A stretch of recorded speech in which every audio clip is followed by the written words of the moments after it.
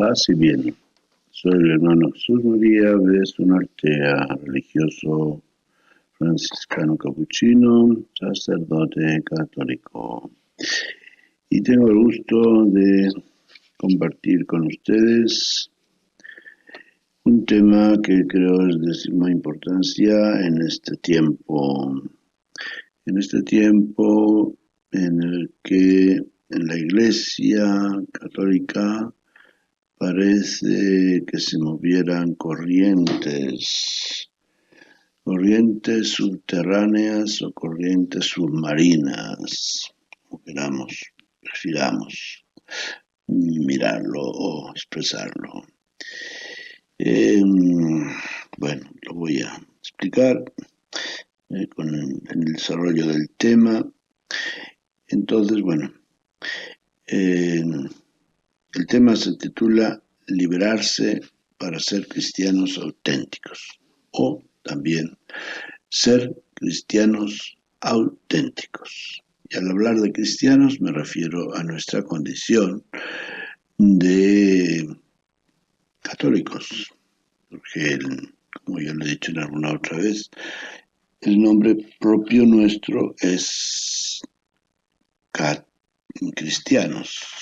Lo de católicos es un adjetivo que nos lo hemos apropiado para distinguirnos de los cristianos de la Reforma. Bueno, entonces lo que está en juego y lo que quiero dar a tratar de explicar es el término auténtico, cristiano auténtico. Pongamos un ejemplo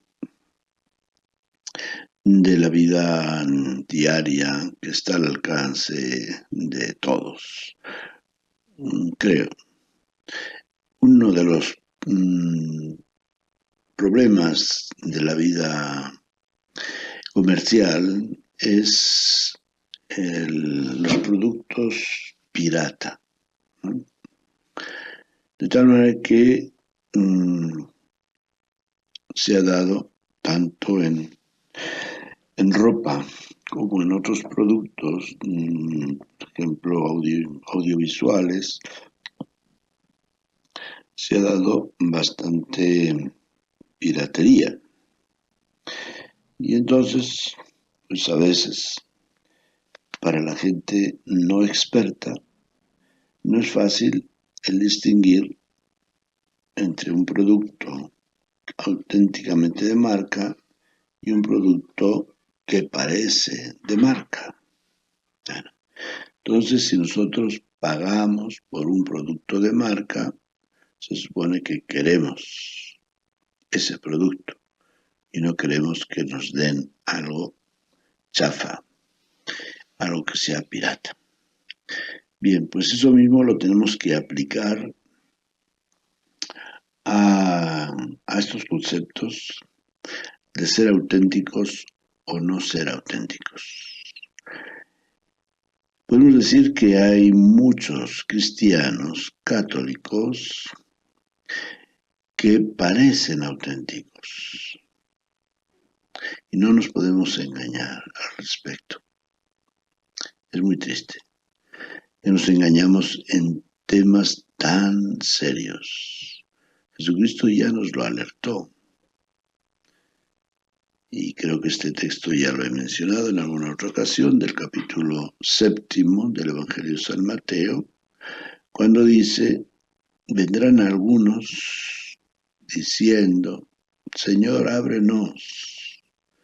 Mira que predicamos en tu nombre, hicimos milagros en tu nombre y tal y cual en tu nombre. Pero yo les diré, apártense de mí, agentes de iniquidad. Bueno,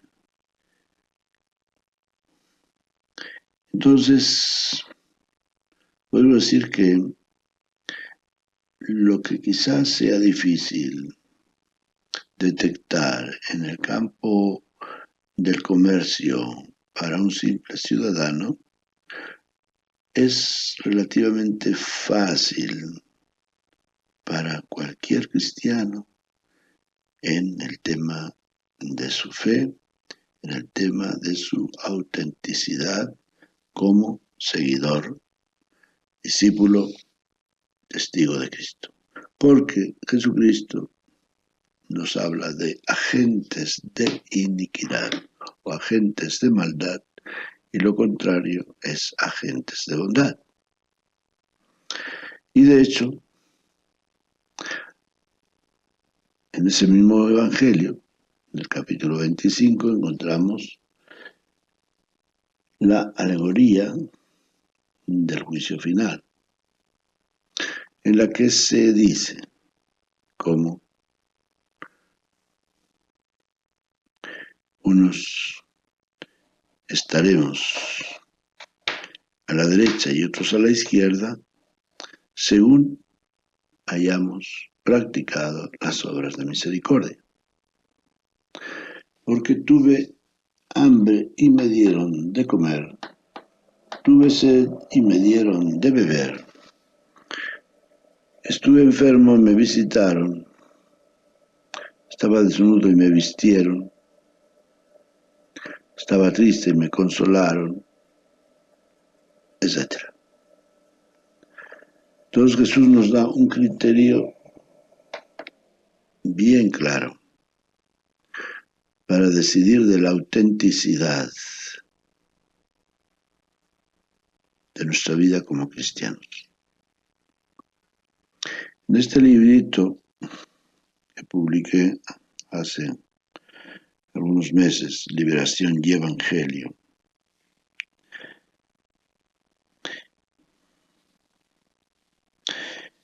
hablo de estos conceptos de autenticidad, primeramente como seres humanos, y cómo hay gente que se llaman católicos practicantes. Y es un término confuso, porque muchos de ellos son practicantes de actos de piedad, pero no son practicantes del auténtico ideal distintivo cristiano que Jesús nos dejó como tal, al decirnos: en esto conocerán que son mis discípulos, en que se amen unos a otros como yo los he amado. En esto, muy concreto, muy claro, y Jesús no divaga entre muchas cosas. Dice: en esto, concretamente en esto, en que se amen unos a otros como yo los he amado.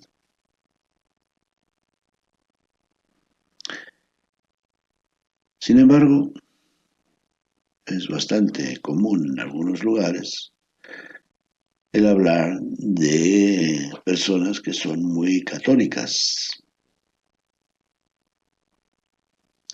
Y el punto de referencia de esa catolicidad, que sería algo así como decir que son muy cristianas, pues es las prácticas de piedad que realizan en torno a la iglesia: misas, novenas, devociones, proyectos de la parroquia. Pero, ¿cuál es el punto? ¿Cuál es la piedra de toque que Jesús nos da? Que se amen como yo los he amado. Bueno, el problema que enfrentamos para confundir, o la razón que enfrentamos para confundir lo que es ser un católico que practica el ideal propuesto por Jesús, que practica otras devociones,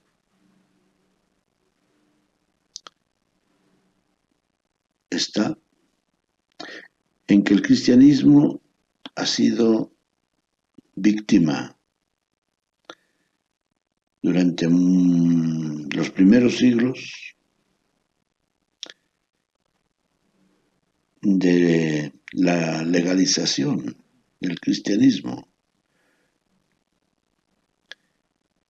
En el siglo IV, lo que conllevó que toda la gente del Imperio Romano, que eran personas religiosas, paganas, entraran sin mayor instrucción, formación catequética o evangélica en la iglesia. Entonces, ¿cómo llegaron a la iglesia? Pues llegaron a la iglesia con toda su religiosidad pagana. Digamos que fue una invasión religiosa del cristianismo. Ya les he dicho en otra ocasión que Jesucristo no fundó una religión como tal, porque él era judío en ningún momento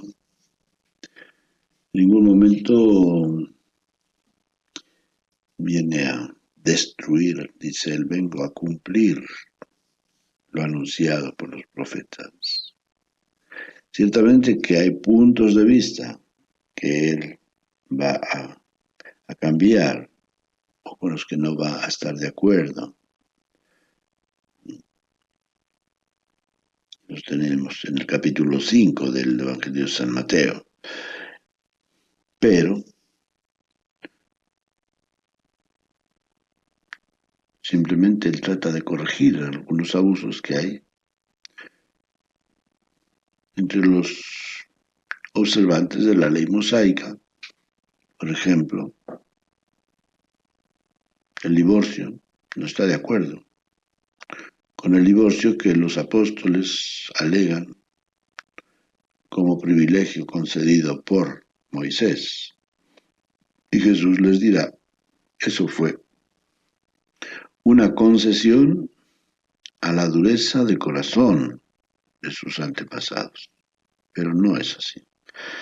No es así desde el principio. Cuando habla del sábado, no está en contra de la observancia del sábado. Solamente dice, el sábado es para el hombre, no el hombre para el sábado. La observancia del sábado no está en la observancia de una serie de leyes y ritos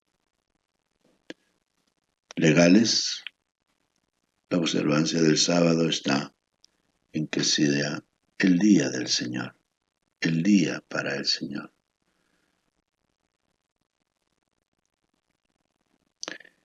Y eso nos lleva precisamente a algo que ha desvirtuado la verdadera imagen del cristianismo, y es el legalismo y el moralismo.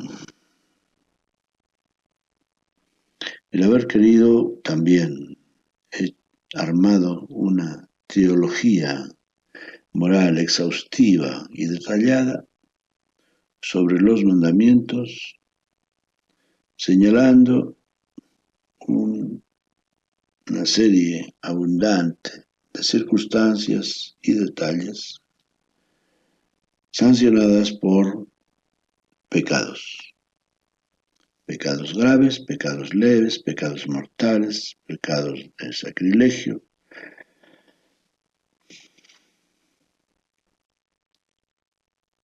De tal manera que la moral pues ha llegado a tener un papel más importante y preponderante que la espiritualidad. De tal manera que la moral ha tenido más importancia que el Evangelio a la hora de inspirarnos.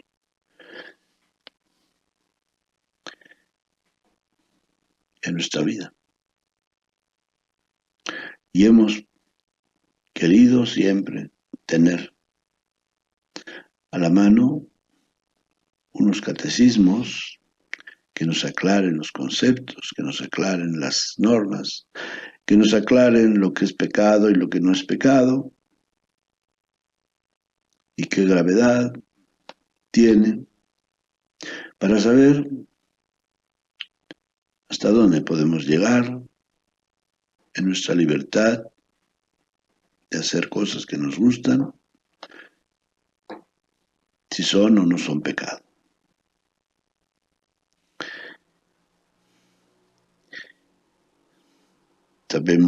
Recordamos, pues, en el pasado, esa teología moral casuística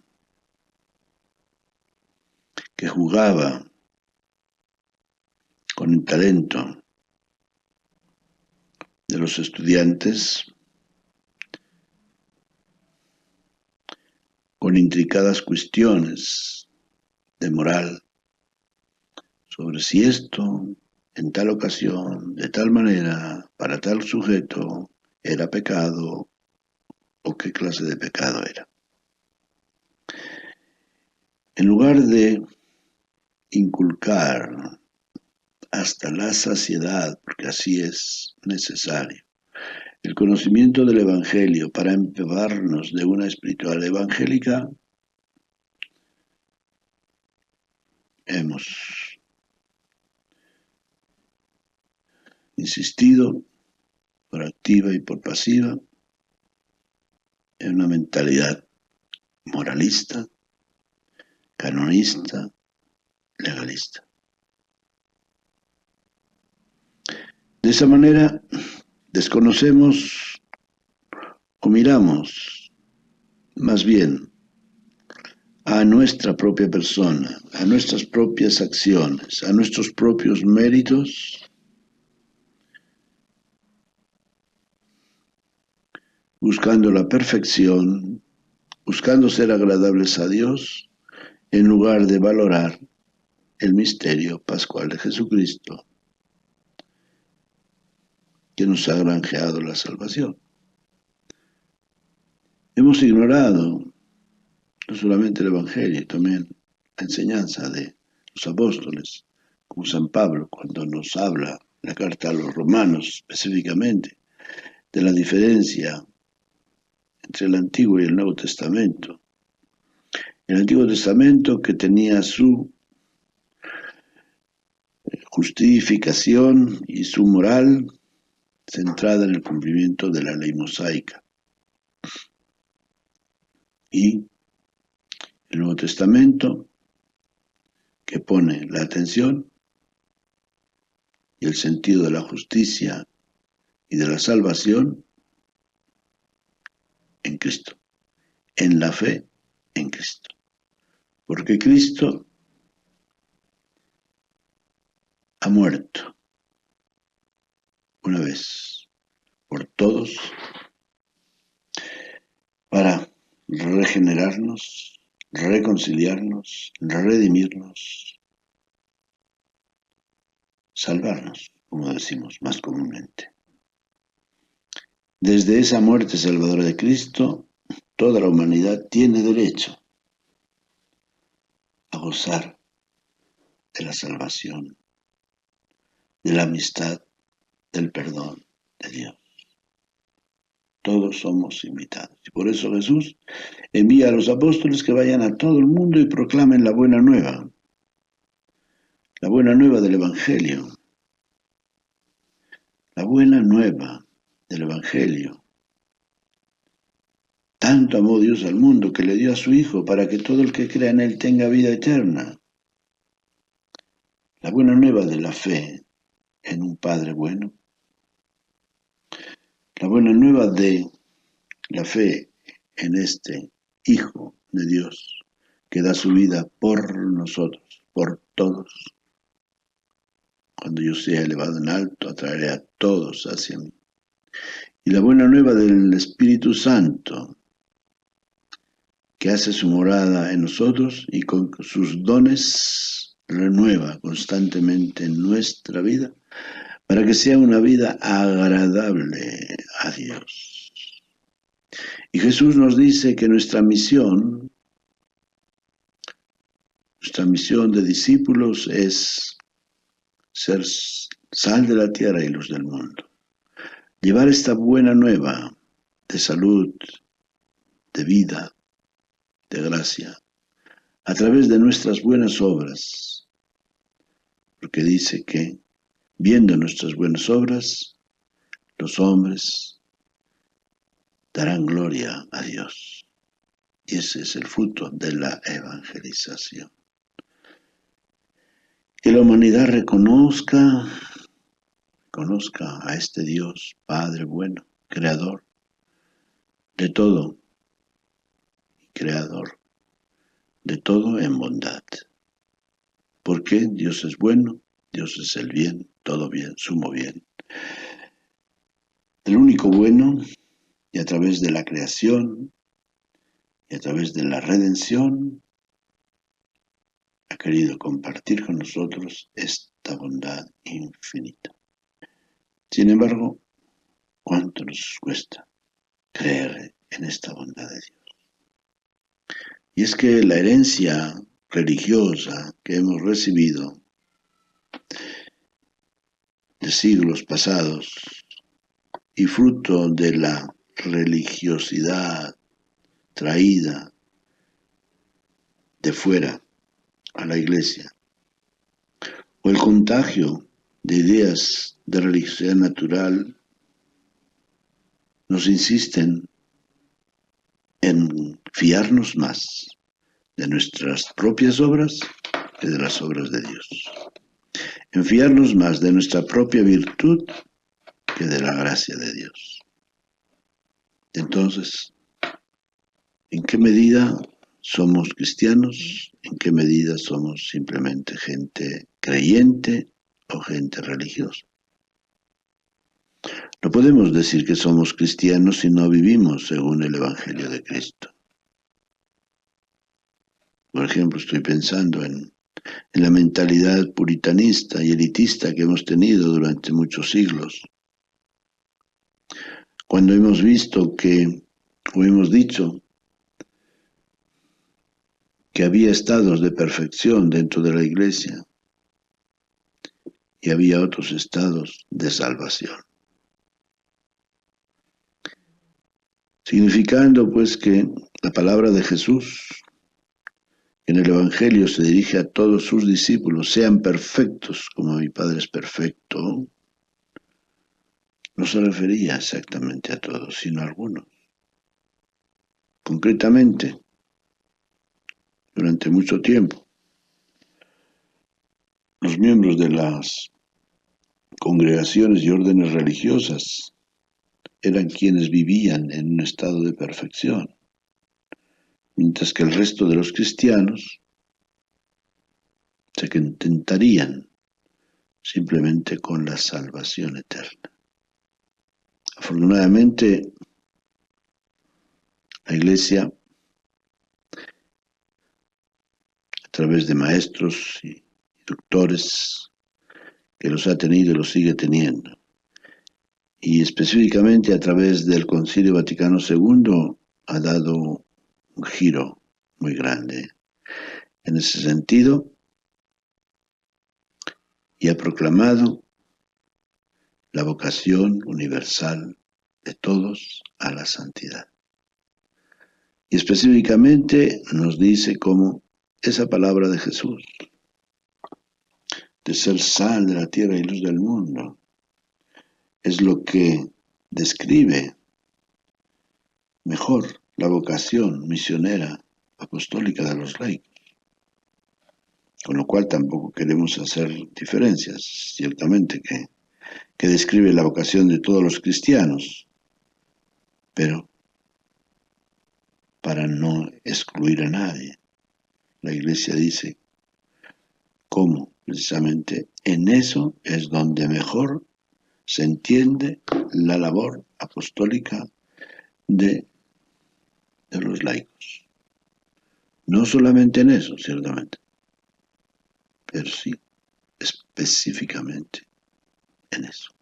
¿Por qué? Porque ellos están viviendo en medio de la masa del mundo a través de la vida laboral, de la vida familiar, están ahí como incrustados dentro de la masa del mundo, como levadura,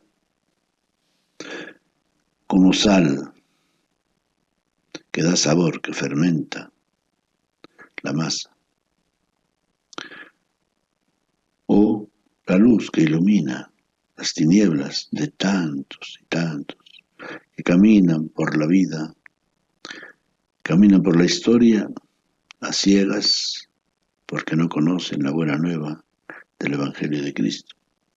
Y el cristiano, el laico, a través de su vida, está llamado a ser esa luz.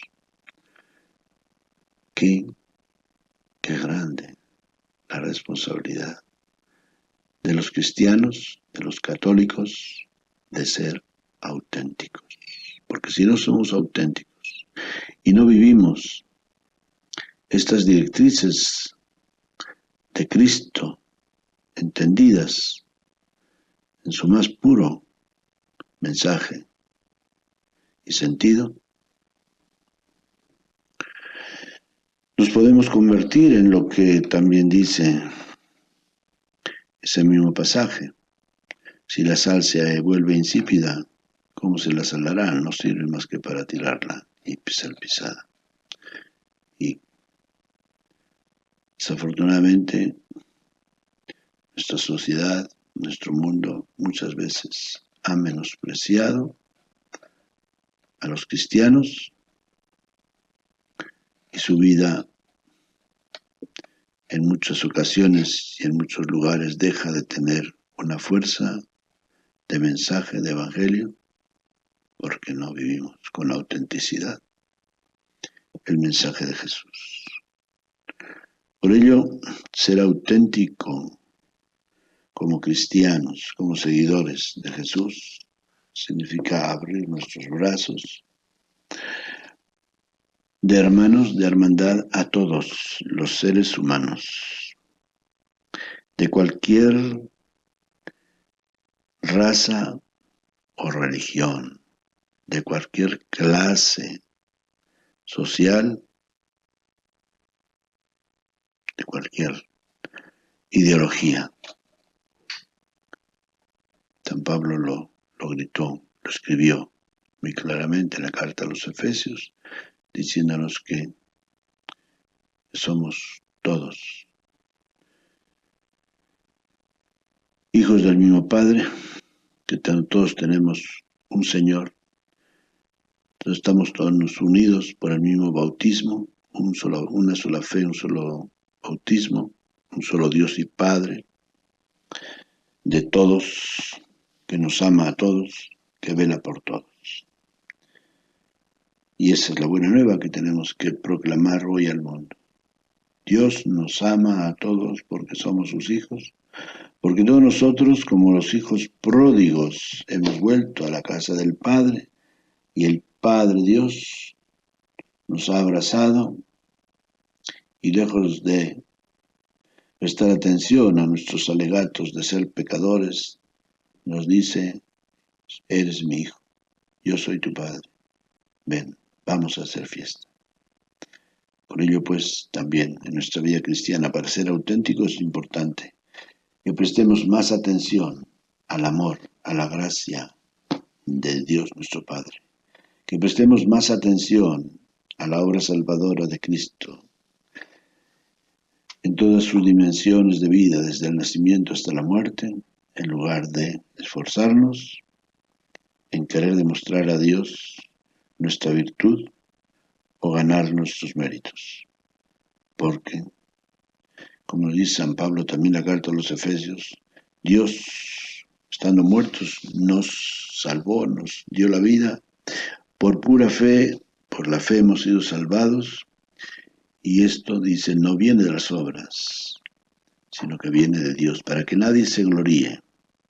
Ahora bien, sí, a través de esta gracia y de esta fe, nosotros podemos llevar a cabo las obras que Dios tiene dispuestas para nosotros, para ser esta sal de la tierra, luz del mundo, levadura de la sociedad, que impregnen todo con el buen sabor del reino de Dios, que es el amor y la unidad, porque Jesús nos lo dejó dicho: sean uno como el Padre y yo somos uno.